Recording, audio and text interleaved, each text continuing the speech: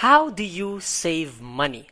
Hey everyone, J3 here, and today we're going to talk about the 3 most important but forgotten laws of saving money.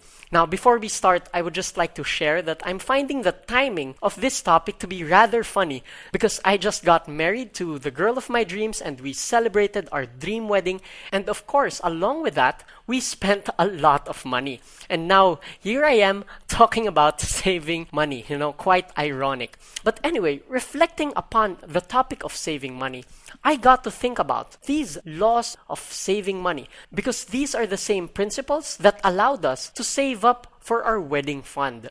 These laws are actually common sense when you know about them, but they are forgotten. People don't practice them, so they never get to save money. And I promise you, once you know these principles, these laws of saving money, it would be very easy for you to save money as well. So I'm sure you're excited, so let's get started. Law number 1 is about the purpose of saving money. Do you ever think about why we should save money?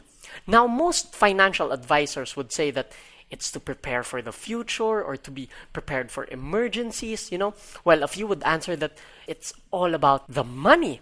Now, these answers are good. It's good to be prepared. It's good to be prepared for emergencies. But here is what I believe. Saving money is never about the money. Rather, it's about forgoing the ordinary for the extraordinary. Here's what I mean. I remember that when I was still studying in college and I was still dating May, now my wife, throughout the week, I was still dependent on my allowance. I would only eat turon for lunch so that I would have money left for dates with May during the weekend. And at that time, May was already working, so she was already earning her own money while I was still studying and I was dependent on my allowance. So if I wanted to go on a date, I had to forgo a regular and ordinary lunch and just opt for the turon. I was forgoing the ordinary lunch so that I could have an extraordinary date experience with May.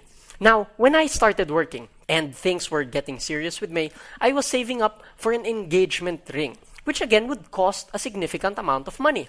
So I rarely spent money on myself. I rarely ate out or watched movies. I didn't buy any gadgets, shoes, or clothes, things like that.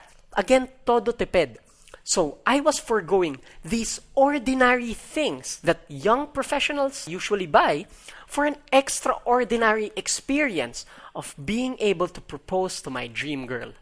Then, of course, she said yes, and we started saving up for our wedding. Again, it was the same thing. Forgoing the ordinary dates, the expensive eat-outs and gift-givings, these ordinary things, in order to have an extraordinary wedding.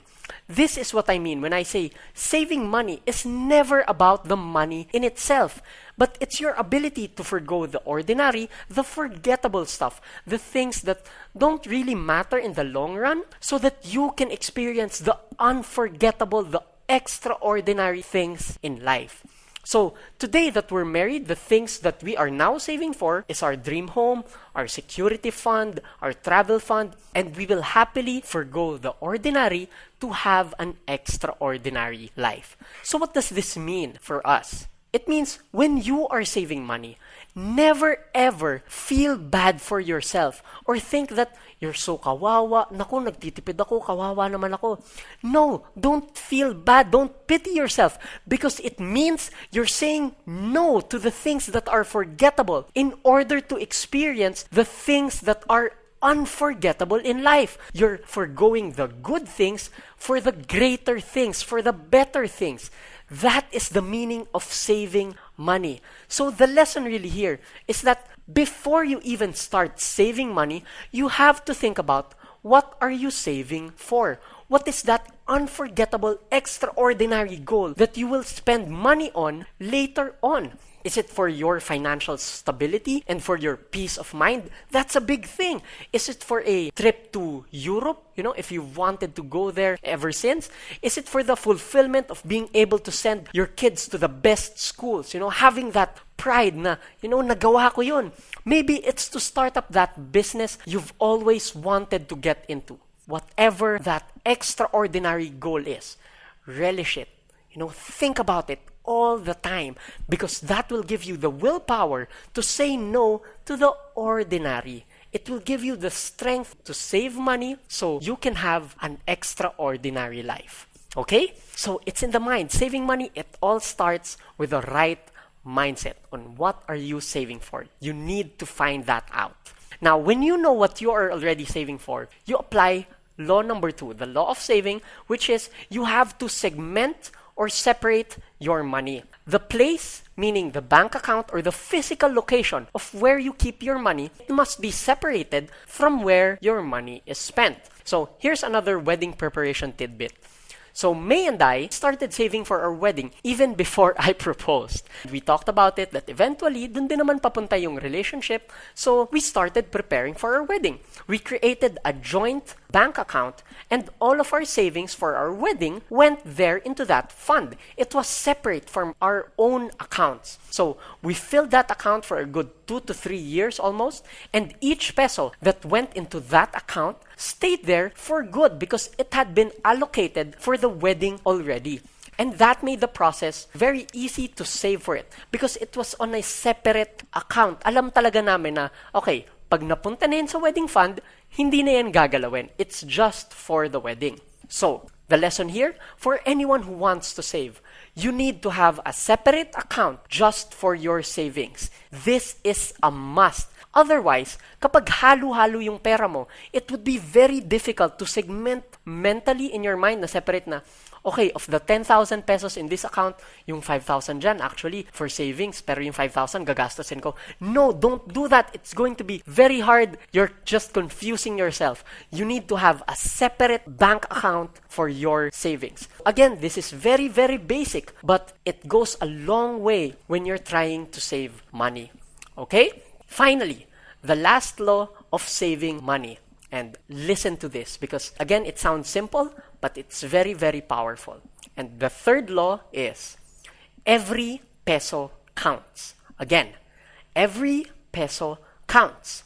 If you want to save 1 million pesos, then it just means you have to save 1 peso 1 million times.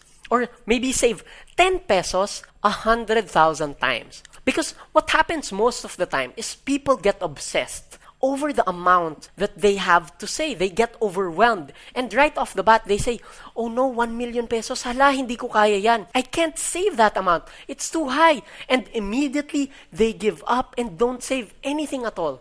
But that's not the case. If you can save 1 peso, you can save any amount you want to. The process is the same. The thing you have to do to save 10 pesos is the same thing you have to do when you're saving for 100 pesos, when you're saving for 1,000 pesos, 10,000, 100,000, 1 million pesos, 10 million, and so on. The process is the same because every peso counts. And, every piece of candy, every movie ticket, every eat out, every pair of shoes, every time you say, minsan lang naman, all of those moments, they can count towards your savings goal.